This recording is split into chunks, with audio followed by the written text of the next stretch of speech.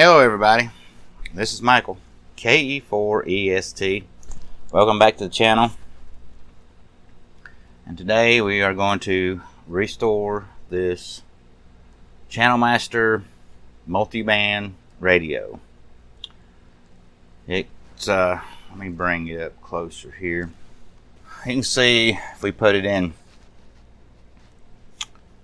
the AM band, it's regular AM, 530 to 1600 kilohertz, probably a little bit more. The medium band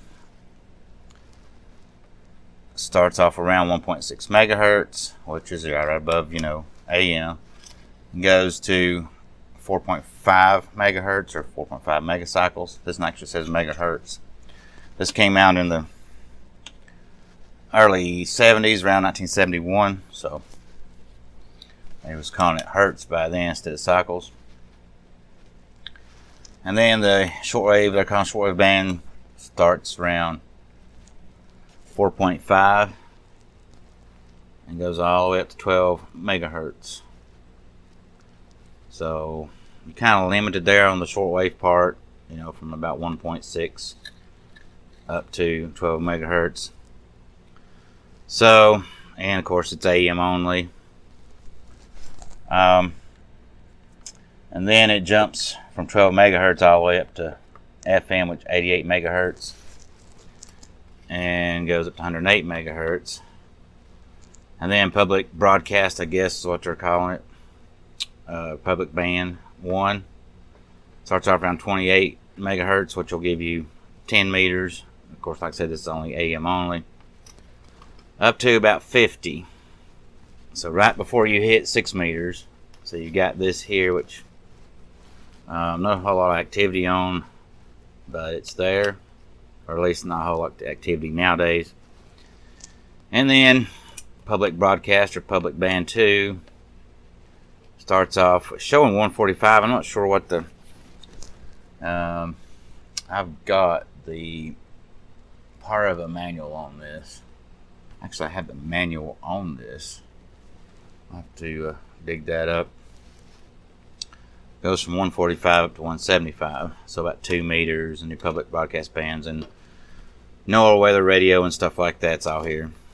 And of course, these will be FM, these 3 bands, and these 3 will be AM modulated. So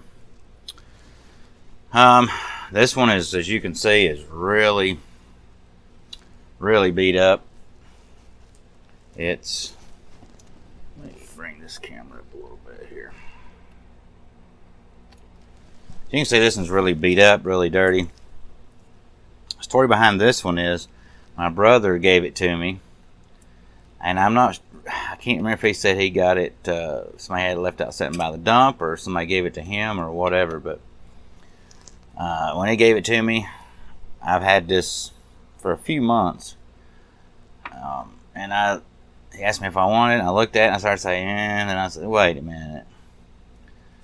Let me see what this is. And it's Channel Master brand, so that's kind of neat. And this is supposed to have a flip down. You can see, see where the latches in that little hole there. This little panel that'll lift up.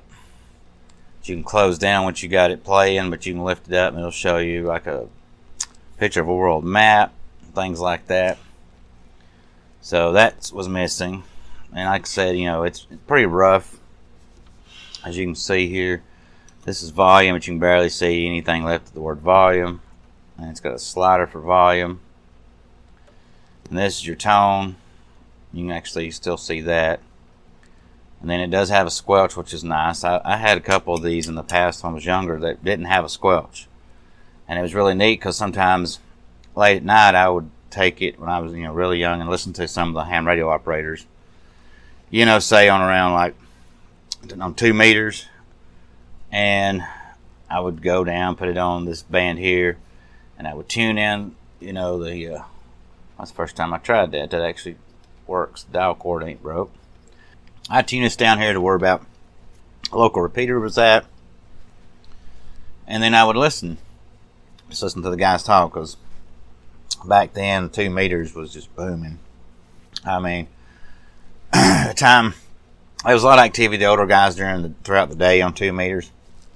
But as it got to evening, people getting off work, talk on their way home from work, 2 meters, all kinds of nets, this, that, and the other. It'd go up till after midnight.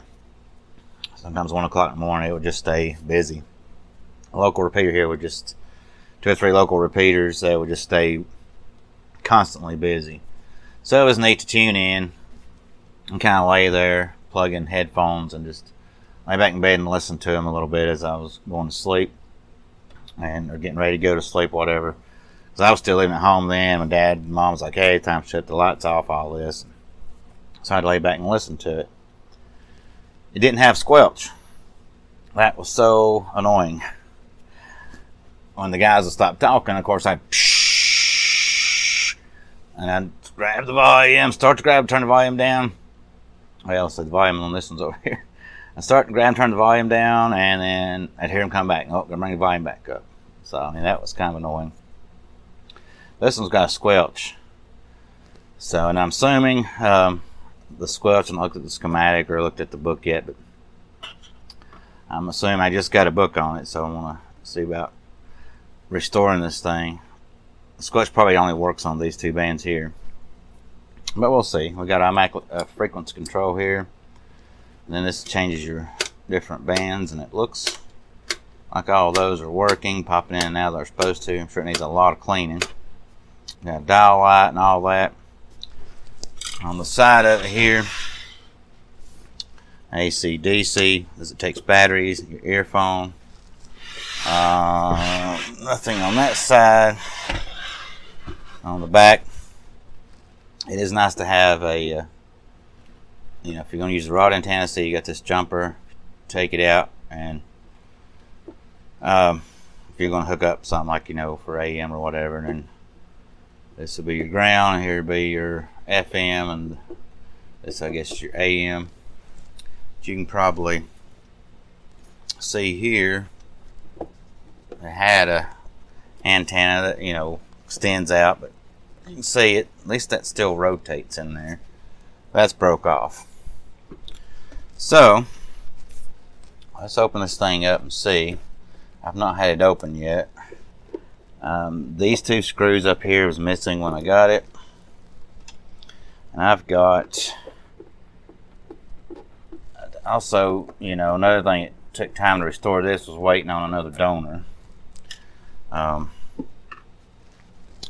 And so probably, let's see how they're going to want me to do that. I don't much like that. Just do it like this for now. As you can see,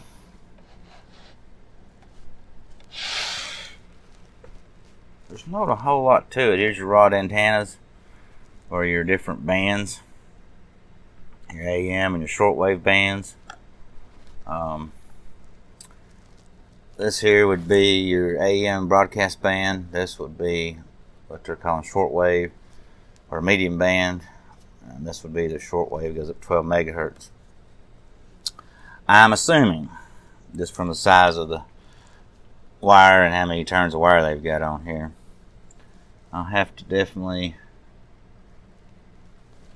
I don't know if I can take that off and slide it through that, or if I might have to unsolder that to get this off properly without risking, pulling and breaking these wires here. Alright, let me get this off and I'll be back. Okay, that wasn't too bad. I had to take 2 screws with the nuts on them out here, and then push this in and pull it through and kind of turn it and slide it through there. So that wasn't too bad. This one here, it's not the typical ones like I do. It's really old and got the tubes all in it. This, of course, is all solid state.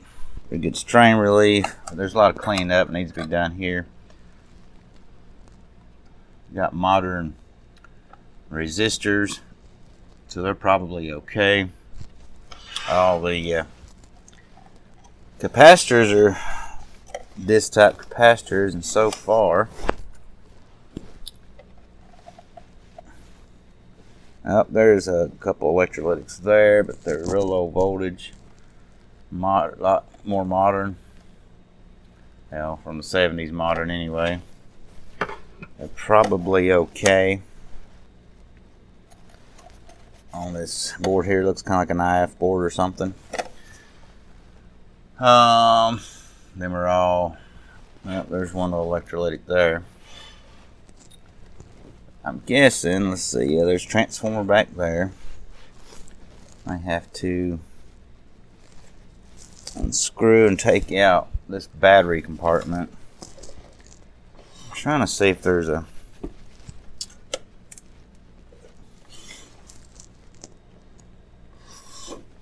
circuit board back there. I see the speaker. I can see the transformer. Let's see. No, this may be.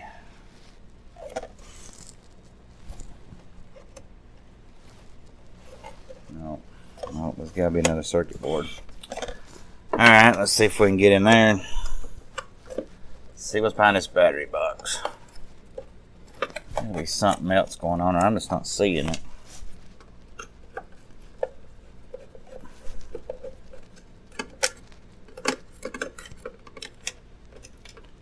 But on this one, I only just restore it electrically. I want to restore this one cosmetically really good, as well, because this one will be. I want to restore this more to be a shelf queen more, just because, I kind of wanted to let my brother see that. Wow, that went from that to that. And you take your time and go through this stuff and restore it. But I also thought it was neat because this is the. Well, there isn't a circuit board back there, so it's got to be the power supply boards right there. So, yeah. Oh, that's interesting. Always interesting finding little things like this in these things.